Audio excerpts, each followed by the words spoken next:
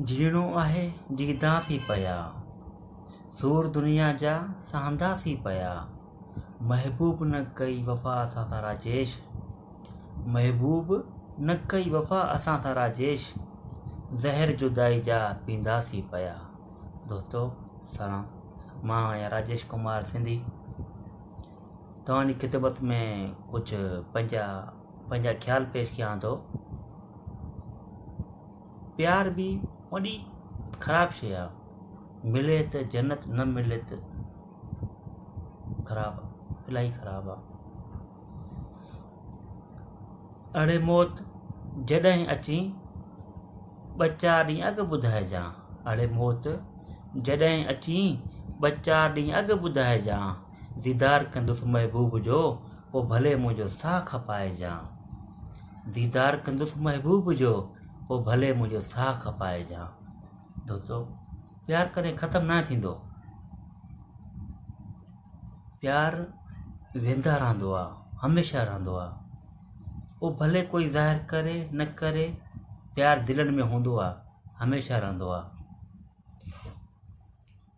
ॾाढी ख़ुशि आहे हू, ॾाढी ख़ुशि आहे हू मूंखां बग़ैर राजेश। ॾाढी ख़ुशि आहे हू मूंखां बग़ैर राजेश।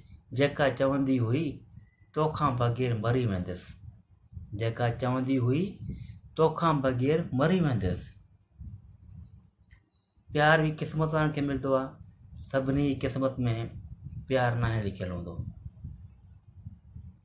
सभु शइ अॻु में लिखियलु हूंदी आहे।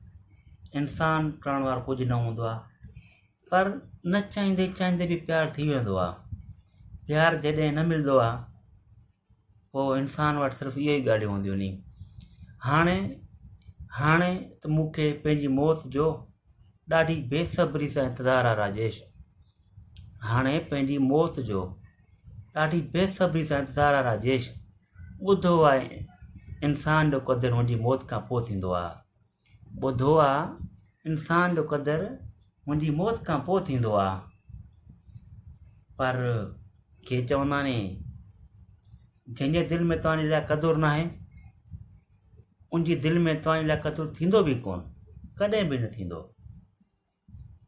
तव्हां कुझु भी करो, कुझु कॾहिं भी कोन थींदो। पर असां त सदाईं ईअं चवंदा आहियूं,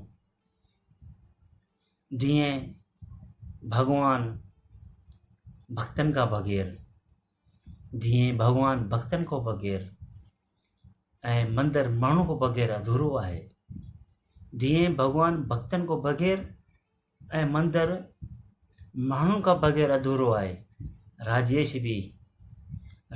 भी तोखां बग़ैर ईअं ई अधूरो आहे। राजेश भी तोखां बग़ैर ईअं ई अधूरो आहे। ऐं दिलि त चवे थी तव्हां सां घणो कुझु ॻाल्हायां, पर अञा मूंखे ॻाल्हाइणु ईंदो भी कोन्हे। ऐं मुंहिंजा 50 चयल शेर भी मूंखे अञा ताईं यादि न आहे। घणी दिलि चवंदी आहे तव्हां सां ॻाल्हायां, ॻाल्हियूं कयां, तव्हांखे पंहिंजी दिलि जूं ॻाल्हियूं ॿुधायां। अॻिते भी तव्हांखे ॿुधंदुसि। उमेदु आहे तव्हांखे मुंहिंजा कुझु चंद शेर पसंदि आया हूंदा। दुआउनि में यादि रखिजो।